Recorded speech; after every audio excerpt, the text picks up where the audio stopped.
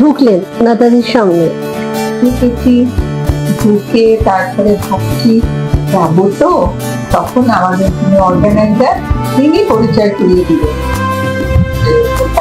এসছে ফাংশনটা হবে, তখন আর দু একটা কথা বলে আমার পরিচয় করিয়ে দিল। দেখলাম উনি বলছেন কলকাতাতে আয় হো, মানে ওনার সেই মিষ্টি গলায়, আমি শুধু ভার ডাকছি আও ইধার আও, করে ফেললেন এই সুযোগ, এরপর আমি জানি না। তারপরে সবাই ফিরে দাঁড়িয়ে উনি টুকটাক সবার সাথে কথা বলছি, তা আমি দেখছি ওখানে দাঁড়িয়ে আছি, গানা গাতে হো, বললাম কি বলে, আমার মনে হচ্ছে বলে আমি মরবো না, আমি গান গাই, যদি একটা কিছু বলেন এক লাইন গাও তো, তখন তো আমি পুরো ডেড, আমার মনে হলো আর কি ওনার সামনে কিছু করাটা হলো কোশিশ করছি, আমি কোশিশ করছি, এছাড়া কি বলবো। তারপরে গান শুনেছিলেন? না না, মাথা খারাপ। তারপরে আমি বলছি কার কাছে শিখেছে, তো আমি গুরুদের নাম বলেছি, খুশি। তারপরে দেখো, তখন আমি আর বসছি না, ওরকম লেজেন্ডের পাশে বসা যায় না, আমি নিচে বসেছি। তারপরে বলছেন যে আমি বাংলা বলতে পারি, হ্যাঁ।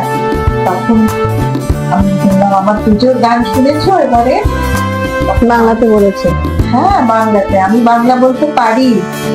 তখন আমি তো জানি মমতা মুখোপাধ্যায় ঘটনাটা আছে, বাংলা শিখেছে।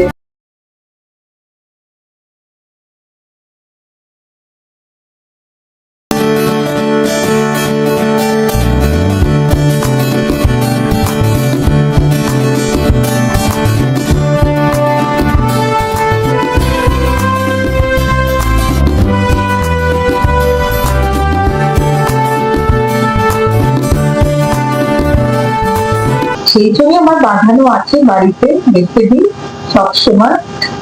আর মানে ওইটা আমার একটা জীবনের বিশাল পাওয়া। তখন মনে হয় আর কিছু পাওয়ার নেই, এরকম একটা ব্যাপার আর কি। মানে আমার এই সাংঘাতিক জীবনে এর থেকে বড় আমি কি আশা করতে পারি বলে। তারপরে নানান কথা হলো লতাজির সঙ্গে, নানান রকম কথা হলো, বড়ই মানে বেশ বড়ই ছিল, খুব ছোট যে ছিল ইন্টারভিউটা তা নয়। আর প্রচুর টিভি চ্যানেল মানে ওনার সামনে, উনি সবাইকে বলছেন, সেক্রেটারি কথা বলছি ওনার সঙ্গে। আমি ছোট্ট ছোট্ট করে গল্পের মতো করে জিজ্ঞেস করছি আমার যাদের রিকোয়ারমেন্ট। তারপরে বললেন যে খুব খুব ভালো লাগবে, বললেন লাগবে। তখন আমি বললাম আমি আর কি বলবো, আমি একটু হাসলাম, আমার প্রণাম করলাম।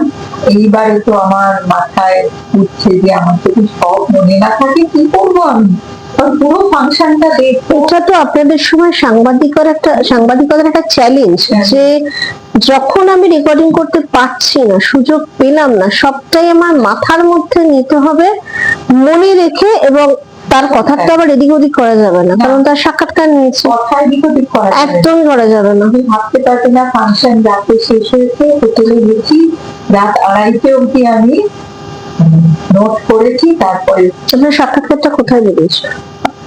আমার ইংলিশ স্টেটসম্যানে আর বাংলা স্টেটসম্যানে, দুটোতে। ওখান থেকেই তো আমি গিয়েছিলাম মানে ফাংশনটাও দেখতে।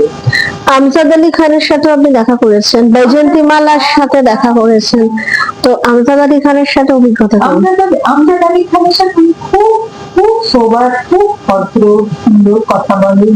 আর শিল্পী হিসাবে মানে ওই রকম কি বলবো, হাই এয়ারে চলেন না এনারা কেউই না, খুব ভালো। মানে হ্যাঁ, হাই হ্যালো এটা এখন এসছে না, এয়ার মানে একটা ভীষণ দম্ভ কি কিছু, মানে ওই ব্যাপারটা কিন্তু নেই। আমি এত বড় শিল্পী, বড় শিল্পীদের কিন্তু এটা থাকে না, কেউ শিল্পী কথাটাই বলে না। যারা বড় শিল্পী তারা নিজেদের কখনো শিল্পী বলে না। এখানে তুই ভাবতে পারবে না এই জেনারেশনে কি অ্যাটিটিউড দেখি, আমি ভাবি যে এইরকম অ্যাটিটিউড কি করে হয়, এরা তো এখনো সেই পর্যায়ে পৌঁছয়নি।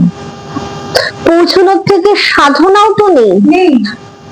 মানে আমিও কিছুটা আবৃত্তি জগতের সাথে যুক্ত, আমারও গুরুদের কাছে শুনি, সেই পর্যায়ে পৌঁছয়নি, কিন্তু নিজেকে এমন ভাবে রিপ্রেজেন্ট করছে, সেজন্যই বোধহয় একটাই লতা মঙ্গেশকর, একটাই আশা ভোসলে, একজনই আমজাদ আলী খান, জাকির হোসেন, আমরা সেভাবেই পাচ্ছি, আর একজনই সলিল চৌধুরী। ঠিক তাই, সারা পৃথিবীতে একটা গোল্ডেন এজ এসেছিল একটাই সময়, সারা পৃথিবীতে অভিনেতা বলো, সুরকার বলো, গীতিকার বলো, গায়ক বলো, চিত্রশিল্পী বলো, সমস্তই একটা টাইমে কিন্তু, শিল্পী বলো, ওই স্বর্ণযুগটা কিন্তু শেষ। না, এখনো যে কিছু ভালো শিল্পীদের আমরা পেয়েছি, সব, হ্যাঁ, যেমন শ্রেয়া ঘোষাল বহুদিন থেকেই যশস্বী শিল্পী, এবং আমাদের বাংলা ইমন চক্রবর্তী বা লোপা মুদ্রাদি আছেন, কিন্তু এনাদের সান্নিধ্য গিয়ে দেখেছি ওনাদের সেই দম্ভটা হয়তো নেই। আমি যেটা বলতে চাইছি, খুব কম সময়ে যারা শিখে শিল্পী ট্যাগটা লাগানোর চেষ্টা করছে, আমি তাদের কথা বলতে চাইছি, যে তাদের কাছে এনারা উদাহরণ, এই উদাহরণটা মেনে চলা উচিত।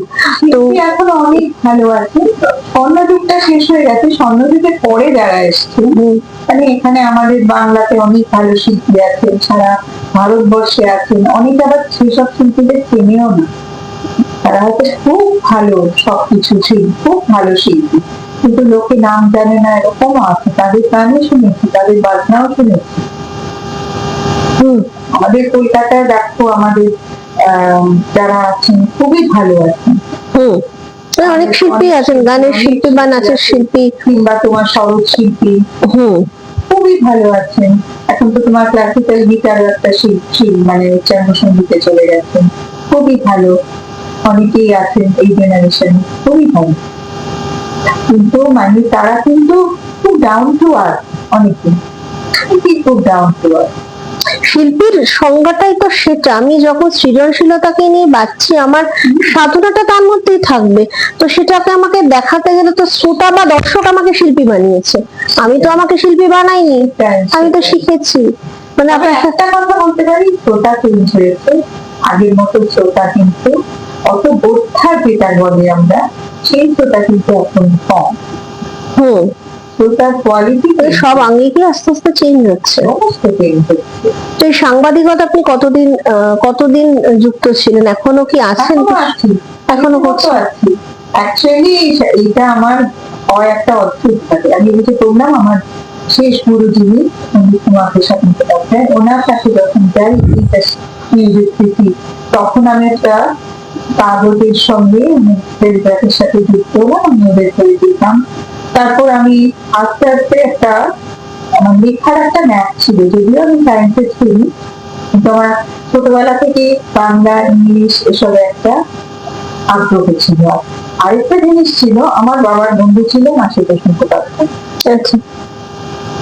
উনি আমাদের বাড়িতে খুব বুঝুন ফ্রেন্ড, ওনার বাড়িতে যাতায়াত ছিল, উনি আসতেন আমাদের বাড়িতে, ছোট থেকে আমি দেখে ওরকম দেখেছি, তো এখন আমাকে বলতো, আমি ছোটবেলায় মানে বলতো লিখতে পারিস, আমি বললাম দেখি, বেশ ছোট তখন, তুমি এরকম একটা কবিতা লিখে দিলাম, বাচ্চারা যেরকম দেখে আর কি, খুব বাচ্চা নয়, মাঝামাঝি স্টেজ আর কি, মানে কিশোরী বলতে পারো, সেটা একটা কবিতা লিখলাম। সেটা আমার বাবাও একটু লেখালেখি করতেন, যদি অন্য লাইনে ছিলেন, কিন্তু লেখালেখি করতেন। বাবা খুবই মানে নাম ছিল আর কি অন্য ব্যাপারে, সেটা এখানে বলছি না। মানে তারপরে মানে বাবার কিন্তু মানে একটু ভাবতেই পারবে না, বাবা অত বড় একজন লোক, কিন্তু কবিতা লিখতেন, অনেক কিছু লিখতেন। হ্যাঁ, তোমার যে আজকে এই যে সেরামিক্স দেখছো ইন্ডিয়াতে, এটা আমার বাবার জন্য প্রথম ceramics A BSc from London, royal ছেলেও ছিলেন, অনেকে চিনতে বাবাকে, কিন্তু কবিতা লিখতো, হয়তো বাবার দিনটাই আমার মধ্যে একটু এসেছিল। তা আশেপাশে দেখে খুব খুশি, সেটা আবার একটা জায়গায় ছাপিয়েও দেয়া হলো। হ্যাঁ, আমি তো ভীষণ ওই ছোটবেলা থেকে একটা ওরকম হয়তো বীজটা হয়তো সেটা মানে বপন করা হয়েছিল ওই সময়। তারপর আমি পরে তোমার কাকার কাছে শিখতে শিখতে যখন দেখি, ল্যাঙ্গুয়েজটা দেখো না পছন্দ হলো, ভাষাটা ভালো। এইবারে হঠাৎ করে আমার হলো কি, একটা যোগাযোগ হয়ে গেল, শৈলজানন্দ মুখোপাধ্যায় অনেক পুরনো রাইটার, ওনাকে নিয়ে একটা অনুষ্ঠান হবার কথা ছিল এবং হলো ন্যাশনাল লাইব্রেরিতে। আমার চেনাশোনা যিনি আমাকে করেছিলেন ওখানে বলেছিলেন যেতে একটা কবিতা লিখে নিয়ে যেতে সৌন্দর্যানন্দ যত গল্প আছে সেই গল্পের নাম দিয়ে আমি একটা কবিতা লিখতাম এবং সেটা ওখানে পড়লাম। সেইখানে অরবিন্দ মুখোপাধ্যায় ছিলেন ফিল্ম ডাইরেক্টর, তারও আমার ইন্টারভিউ নিয়েছিলাম। উনি খুব খুশি হয়েছিলেন কবিতাটা শুনে। এরকম এত লোকের ইন্টারভিউ নিয়েছি সেটা আমাকে মনে করে বলতে হবে আর কি। অরবিন্দ মুখোপাধ্যায় ইন্টারভিউ নিয়েছিলেন, ওনার বাড়িতে গেছি, উনি খুব স্নেহপ্রবণ ছিলেন। যাই হোক, তখন আমি ওইটা একটা লেখার আমার একটা ভীষণ উৎসাহ এসে গেল। তারপরে অদ্ভুত ভাবে টেলিগ্রামে তখন ওটা করি তো, আনন্দমেলাতে আমি অ্যাপ্রোচ করলাম। আনন্দমেলাতে নিজেই বললেন? হ্যাঁ, লিখলাম। আমি বললাম যে কি করে তখন ভাবলাম বাড়তে প্রবন্ধ দিয়ে শুরু করি, ওটা একটু লেখা টেখা সোজা আছে, প্রবন্ধ নানান রকম সাবজেক্টে আনন্দমেলাতে লিখতে শুরু